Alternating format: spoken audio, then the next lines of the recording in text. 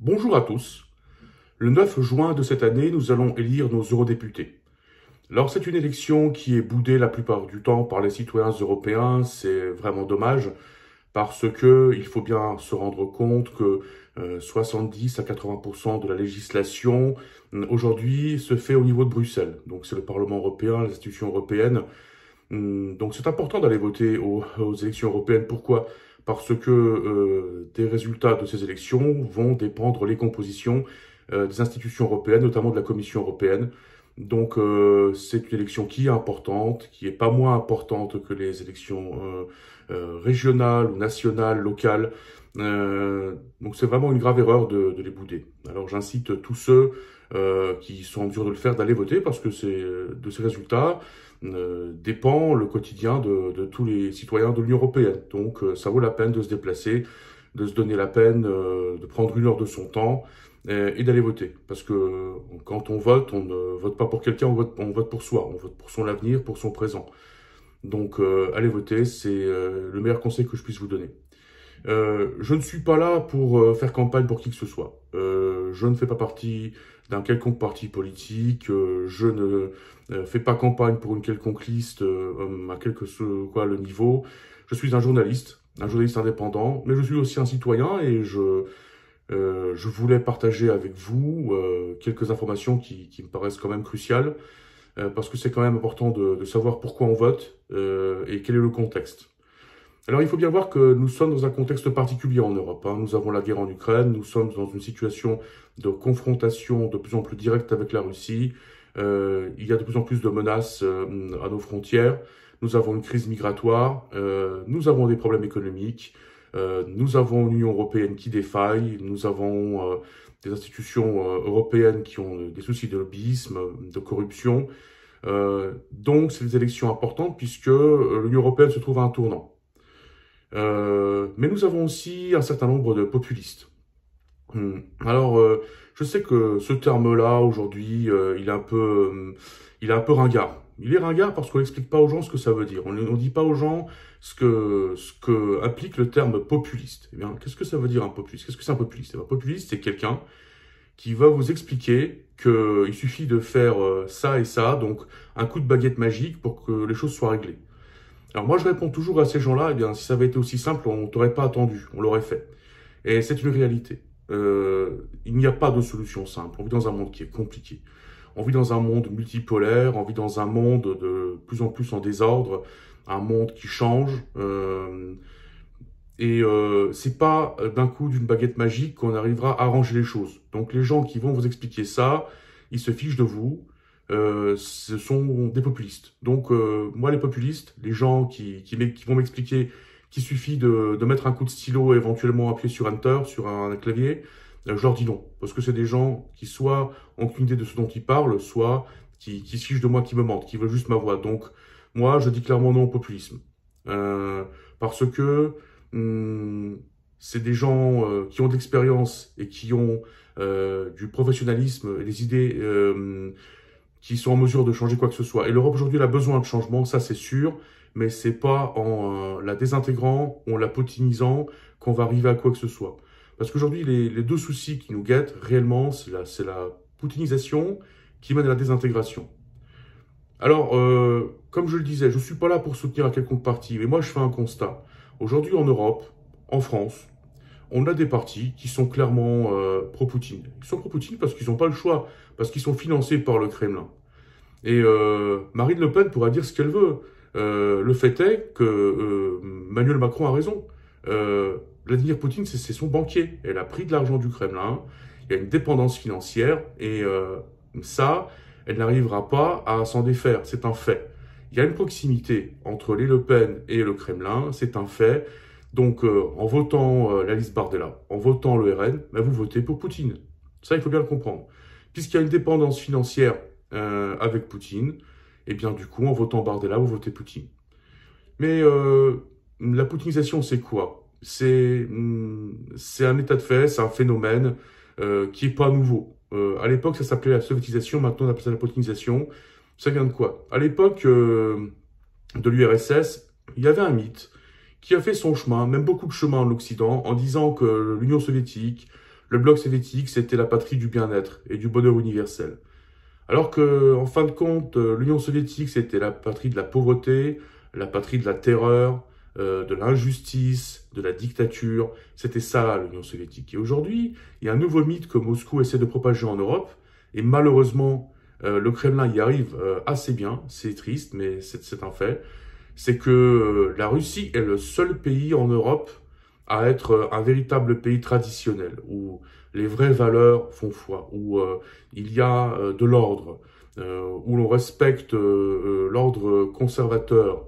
Euh, alors qu'en fin de compte, le système Poutine, c'est un système corrompu, c'est un système de gangsters, parce qu'à la base, Vladimir Poutine, avant d'être président de Russie, il a quand même commencé comme agent du KGB, et ensuite, il a travaillé en tant que vice-président du maire de Saint-Pétersbourg en faisant du gangstérisme, du banditisme.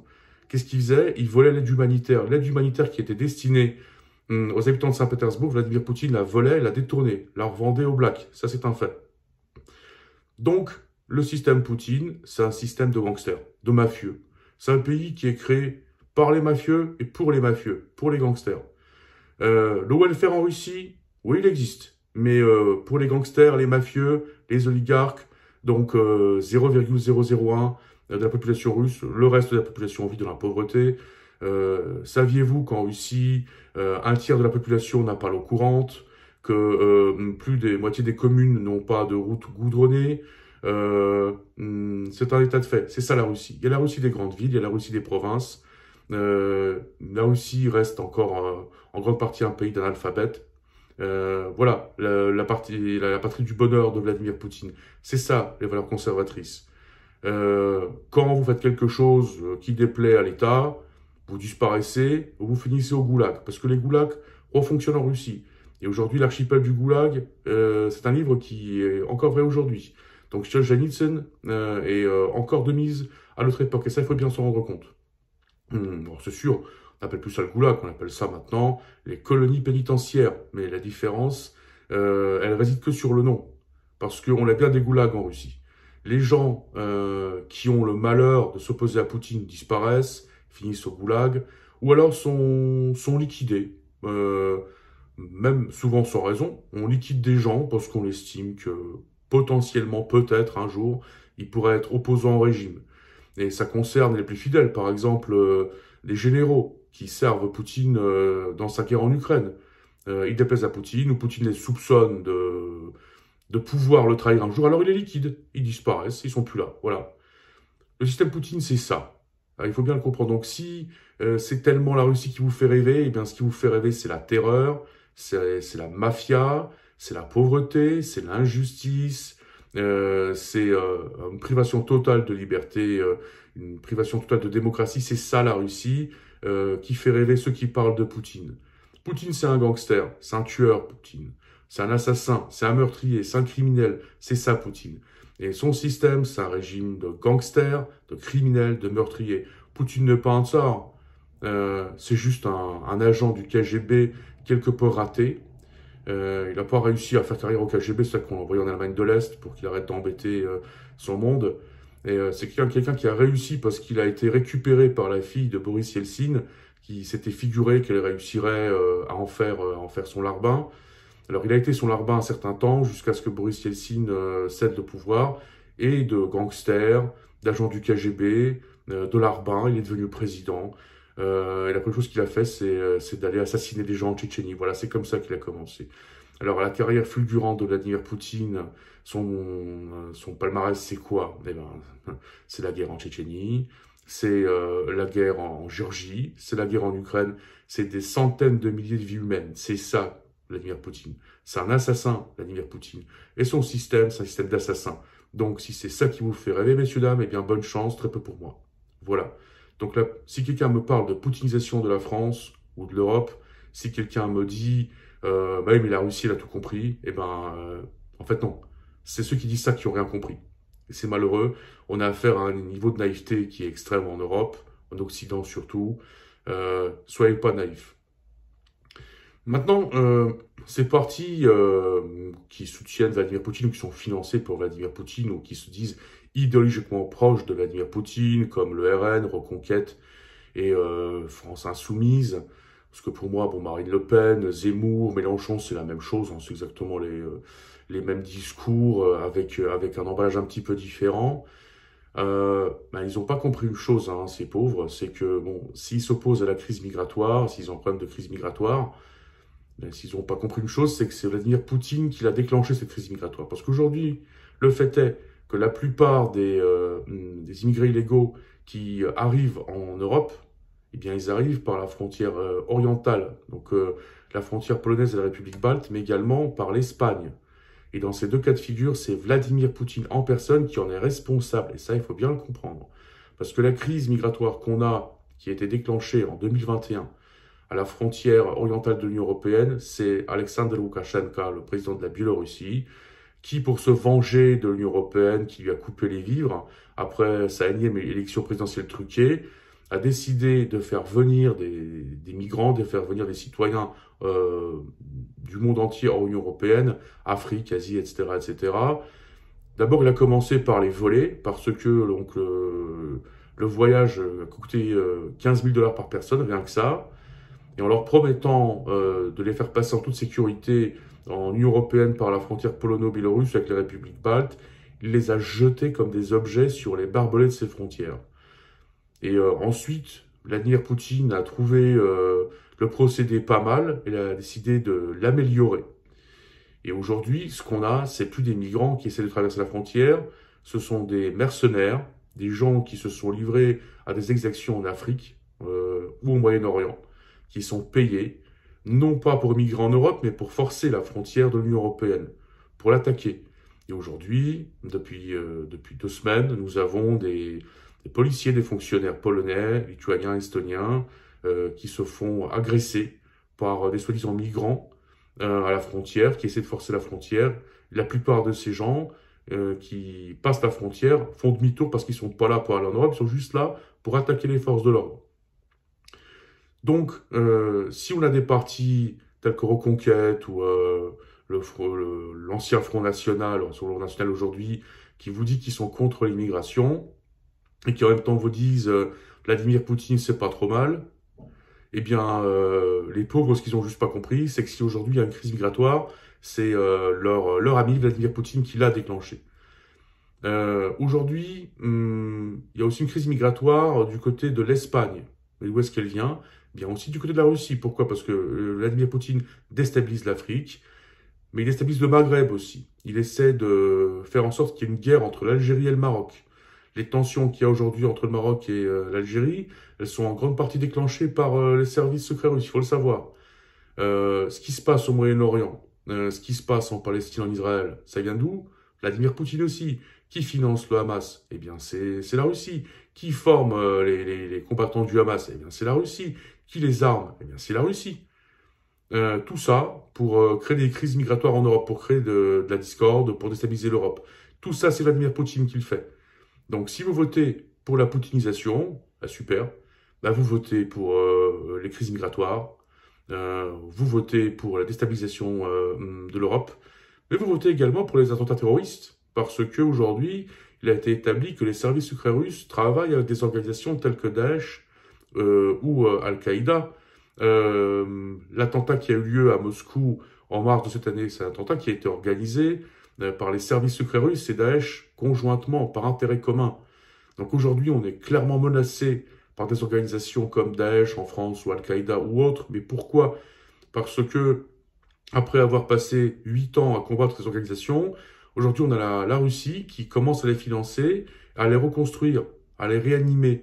Donc aujourd'hui, s'il faut qu'on s'inquiète de ce qui va se passer pendant les Jeux Olympiques, voire même si on ne se sent pas en sécurité au quotidien, c'est bien parce que les Russes financent ces organisations terroristes. Donc aujourd'hui, c'est ça.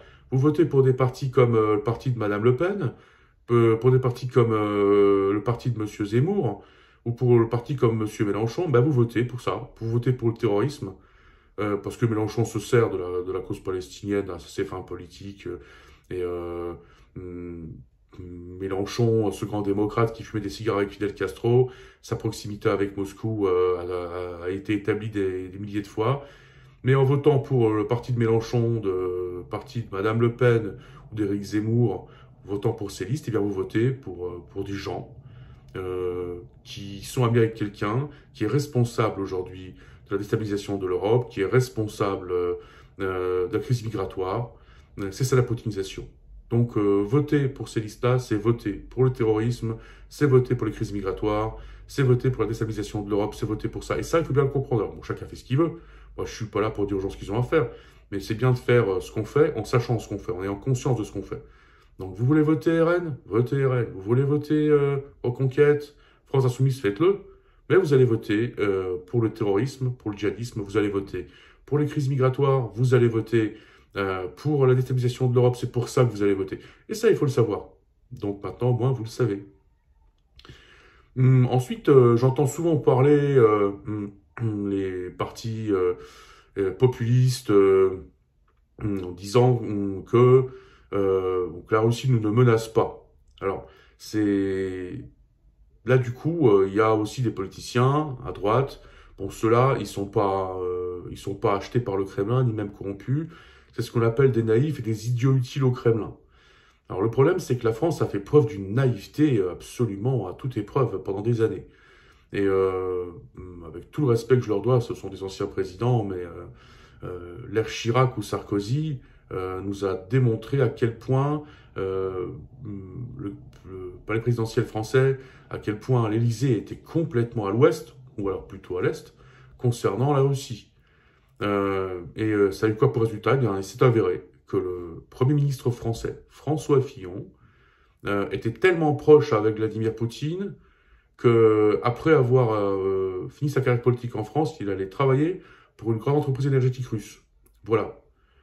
Ça montre la proximité de certains bords politiques, certains milieux politiques français, mais pas que, avec le Kremlin. Donc il faut bien comprendre qu'aujourd'hui, la poutinisation, elle se fait par trois voies. Il y a la corruption, l'indépendance financière, il y a les naïfs, et il y a les idiots utiles au Kremlin. Et ça, moi, personnellement, je les évite. Donc, je ne vote ni pour les gens achetés par le Kremlin, ni pour les naïfs, ni les idiots utiles. Alors, des naïfs et des idiots utiles, il n'y en a pas qu'en France. Hein. Monsieur Schröder, l'idiot utile, bon, peut-être pas naïf, mais en tout cas intéressé. Angela Merkel qui n'a pas compris ou qui n'a pas voulu comprendre, etc. Bon, le fait est que l'infiltration russe en Occident est énorme. On commence à la découvrir. Elle est énorme aussi au Parlement européen. Et ça aussi, on commence à s'en rendre compte. Mais laissons Vladimir Poutine de côté. À un certain moment, il se sentira encore menacé, paraît-il. Il se sent très menacé. Il a besoin de renforcer son service de sécurité. Donc, je ne voudrais pas lui faire ressentir une menace de plus. Donc laissons-le un petit peu de côté et parlons de la désintégration, puisque nous avons pas mal de politiciens aussi de candidats aux élections qui vont aller nous dire qu'en fait, l'Europe, c'est le mal absolu. Qu'en fait, l'Union européenne, elle nous coûte de l'argent, elle nous fait du mal, et qu'on serait bien mieux sans l'Europe. Alors, à ceux qui disent ça, je leur demande, est-ce qu'on était mieux sans l'Europe pendant les confinements? Je crois pas. Avec les frontières fermées, est-ce qu'on s'est mieux débrouillé chacun pour soi pendant le confinement? Je crois pas. Donc c'est pas la désintégration la solution. Ça, je peux vous le dire. Aujourd'hui, on est dans un monde multipolaire, un monde où ce sont les grands ensembles régionaux qui font foi, et les grandes puissances. Aujourd'hui, il n'y a aucun pays européen qui peut se débrouiller seul. Aucun. Ni la France, ni l'Allemagne. Ce sont les deux plus grands pays de l'Union européenne. Ok, ils n'arriveront pas à faire face seuls à la concurrence mondiale. Est-ce que vous pensez que la France peut faire face seule à la Chine, aux États-Unis? Est-ce que vous pensez qu'économiquement, la France peut tenir la concurrence avec le Mercosur, avec l'Asie, avec les États-Unis? Est-ce que vous pensez que c'est faisable? Eh bien non, c'est pas faisable. Donc aujourd'hui, si on veut ne pas être un Skansen du monde, une espèce de musée où les gens viennent voir comment est-ce qu'on vivait dans le temps, eh bien c'est l'intégration européenne qui peut nous sauver de ça. Il n'y a pas d'autre solution. Et en cela, l'intégration européenne, elle est ni bonne ni mauvaise, elle est juste nécessaire. Donc ça, il faut bien comprendre que c'est par l'intégration en Europe qu'on peut s'en sortir. C'est par des politiques communes qu'on peut s'en sortir dans un monde qui est de plus en plus dangereux, un monde qui est de plus en plus désorganisé, un monde qui est de plus en plus féroce et compliqué. C'est que par l'intégration européenne qu'on peut s'en sortir, c'est un fait. Il n'y a pas d'autre solution. Alors aujourd'hui, c'est un fait, on s'est laissé aller pendant des années en termes de sécurité. On s'est désarmé, on en voit les résultats. Mais c'est que en coopérant avec les potentiels des autres pays européens qu'on peut arriver à inverser la donne. Donc si aujourd'hui on veut se réarmer, si on veut arriver à reproduire des armes, il faut le faire en commun. Euh, on a aussi dû laisser aller en termes de défense antiaérienne. Ben oui, ben aujourd'hui, si on veut s'en sortir, il faut s'en sortir ensemble. Donc, des projets européens. Aujourd'hui, si on veut s'assurer de rester dans le jeu économique mondial, on n'a pas d'autre choix. C'est l'espace européen économique. C'est la zone Schengen. C'est une économie communautaire. C'est mettre ensemble, c'est coopérer dans le cadre de nos moyens industriels. Si on veut se réindustrialiser, il faut qu'on s'y mette ensemble. Personne n'y arrivera dans son coin. Euh, Plus de sécurité aujourd'hui, ça signifie la coopération. Et il faut bien comprendre qu'on a besoin parce que qui que ce soit aux États-Unis, qui soit président en novembre de cette année, que ce soit Trump, Biden, c'est aucune importance. Il n'y a aucune importance. Ça ne change rien au fait que les Américains ne financeront plus la sécurité de l'Europe. Ça, il faut bien le comprendre. Donc aujourd'hui, ça c'est terminé. Aujourd'hui, l'Europe doit penser sa propre sécurité. Elle doit penser à se défendre toute seule, surtout dans la perspective où peut-être qu'une crise aux États-Unis nous attend, une crise interne très grave, peut-être la plus grave depuis la guerre de sécession. Donc aujourd'hui, l'Europe doit penser sa sécurité par elle-même. L'Europe doit penser sa crise migratoire par elle-même. Parce que payer les pays tiers comme la Turquie ou les pays du Maghreb pour qu'ils retiennent les migrants chez eux, ça va un temps, mais ça ne tiendra pas toujours. Et en plus, il faut bien comprendre que la Turquie nous fait du chantage, hein, c'est pas gratuit. Hein. Et je vous parle pas que de finances. Hein. La Turquie se sert de cet argument en tant que chantage pour nous forcer, par exemple, à ne pas intervenir, que l'armée turque va aller bombarder le Kurdistan, elle veut s'assurer la neutralité de l'Europe, et ben du coup, elle nous rappelle bien que si jamais on commence à rouspéter, eh bien, il pourrait y avoir des millions de migrants qui pourraient passer la frontière. Donc aujourd'hui, la sécurité, c'est aussi se rendre indépendant des pays tiers en termes de crise migratoire et de gestion de ces crises. Donc on doit se débrouiller par nous-mêmes. On doit payer notre propre sécurité, ça va coûter de l'argent, et ça, il faut aussi s'en rendre compte. On doit réindustrialiser l'Europe, et ça passera par des mises en commun des moyens. Il n'y a pas d'autre solution. Aujourd'hui, il faut rattraper le retard et il faut suivre le mouvement. Donc c'est un travail énorme. Et c'est pas en se désolidarisant de qui que ce soit que ça va aller. Mais aussi, en termes d'immigration, il faut coopérer. Alors moi, quand j'entends un Premier ministre dire que de toute façon, il n'y a pas à s'inquiéter en France parce que les migrants, dans le cadre du pacte migratoire, c'est en Europe de l'Est qu'ils iront. Quand j'entends un autre Premier ministre qui dit en fait non, nous on prendra personne, etc. Non, c'est pas comme ça qu'on va y arriver. Hein.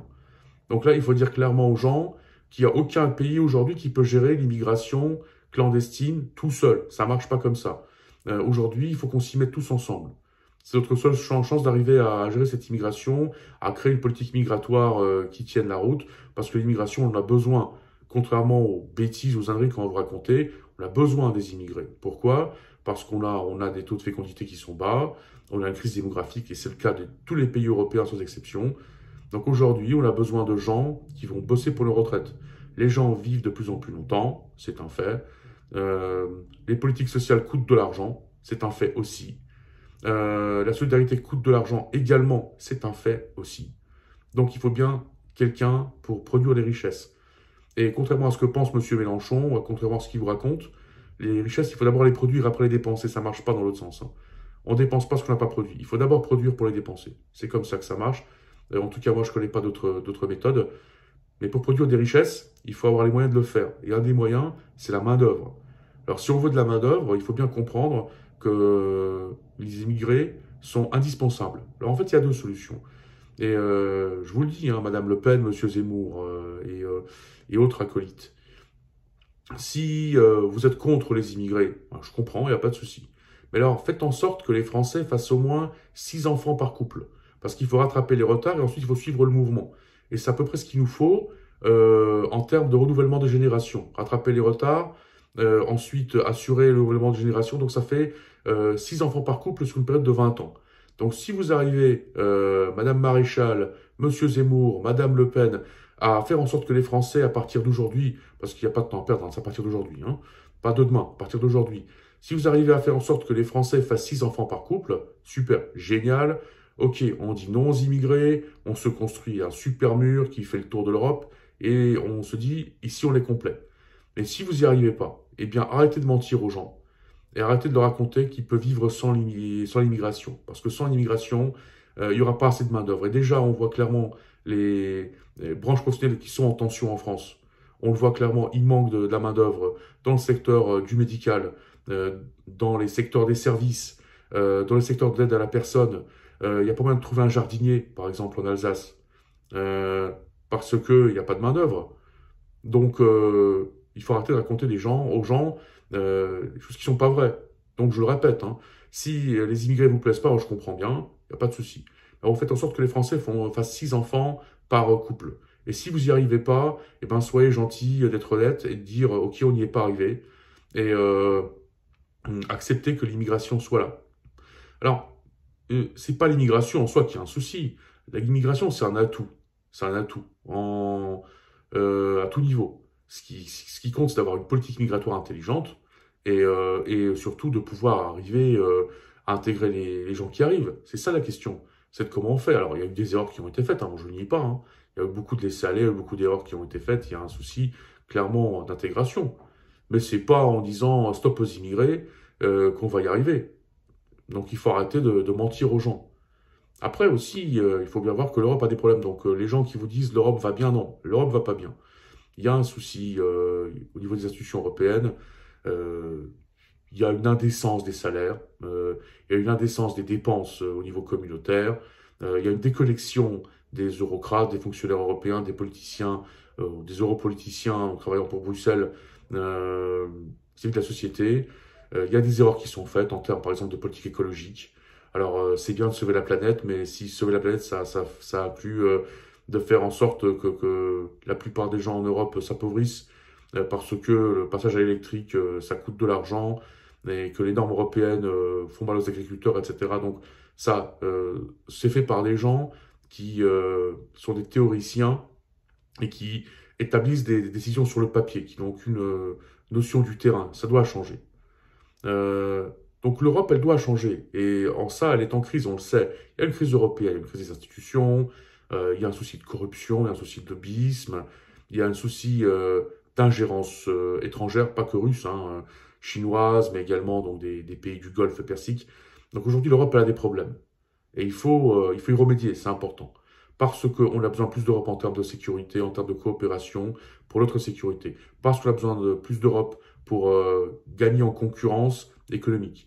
Il faut bien voir que il y a encore 15 ans, l'espace économique européen, son PIB représentait 8% plus que le PIB américain. Aujourd'hui, on a 15% de PIB en moins qu'aux États-Unis. Donc on s'appauvrit, ça c'est un fait. Pour remédier à ça, il faut plus d'Europe, plus de coopération, il faut plus de concurrence, il faut qu'on soit plus concurrentiel. Et c'est pas en désintégrant l'Europe qu'on va y arriver. Donc plus de sécurité, plus de moyens industriels, plus d'innovation, c'est nécessaire. Mais pour ça, l'Europe est indispensable. Gérer la crise migratoire, l'Europe est indispensable. Sans cela, on n'y arrivera pas. Donc, il faut bien comprendre une chose, c'est qu'aujourd'hui, on a tous besoin de l'Europe.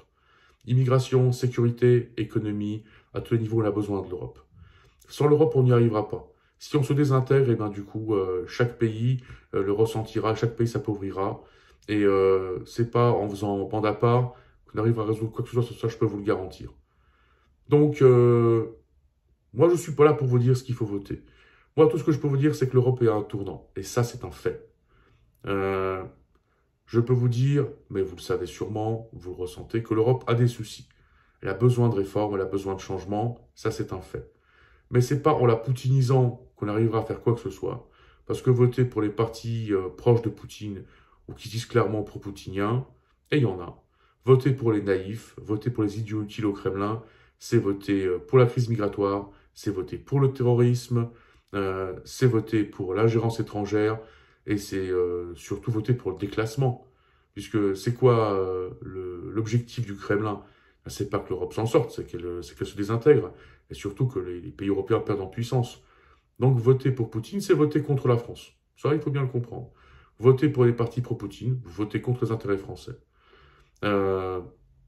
Maintenant, l'Europe a besoin de s'intégrer de plus en plus, il y a besoin de plus d'Europe dans quasiment dans tous les domaines, mais elle a besoin de réformes, donc il ne faut pas penser qu'il suffit de dire tous anti-FN et on va s'en sortir, non, c'est absolument pas le cas. Donc il faut trouver le juste milieu. Mais en tout cas, ce qui est sûr, c'est qu'il n'y a pas de solution miracle, elles n'existent pas.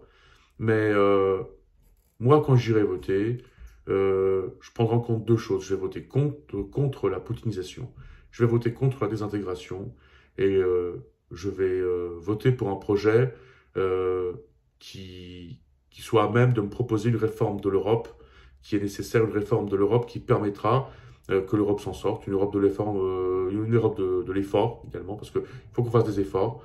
Je vais voter pour une Europe de la sécurité, de la coopération en termes énergétiques, industriels, mais aussi une Europe réaliste. Je vais voter pour une Europe qui arrête de penser qu'on peut faire la transition énergétique au prix de changements qui font mal aux classes moyennes et aux démunis. Parce qu'aujourd'hui, tout en électrique, ça fait mal surtout à ceux qui n'ont pas les moyens.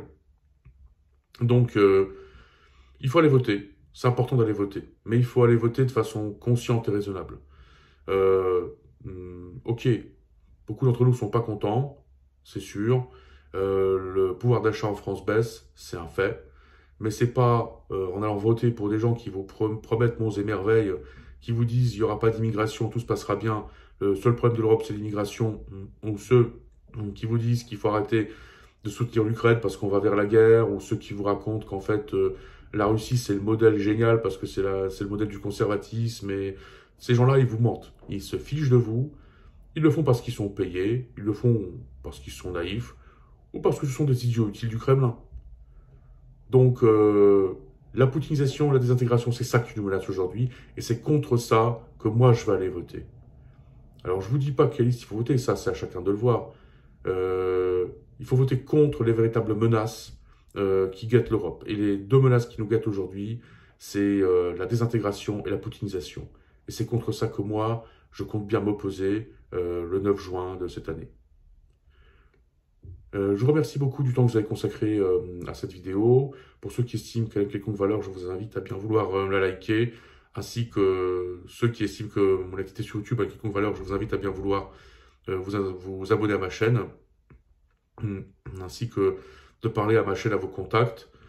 Merci également pour tous les messages que vous m'avez envoyés. Je reste à la disposition de tous ceux qui souhaiteraient avoir un commentaire concernant ce qui se passe en Pologne, en Europe centrale, en Ukraine, en Russie. Pour l'heure, j'annonce d'autres vidéos dans un avenir proche, en langue française, en langue polonaise, des vidéos concernant ce qui se passe en France, en Pologne, en Europe, donc tout ce qui nous concerne, puisqu'aujourd'hui, dans la mesure où on vit dans un monde global, ce qui se passe, même à des milliers de kilomètres, a souvent un impact sur notre quotidien. Je vous remercie une fois de plus pour votre attention et du temps que vous avez consacré à cette vidéo ainsi qu'aux autres vidéos. Et je vous dis à très bientôt.